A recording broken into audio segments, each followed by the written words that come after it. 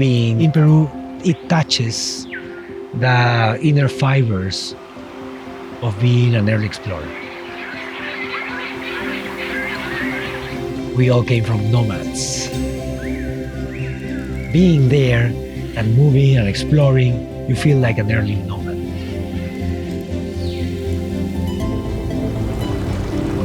If you see the map and you point where you are, you're in the middle of nowhere. You are part of the new explorers. It's a very special feeling.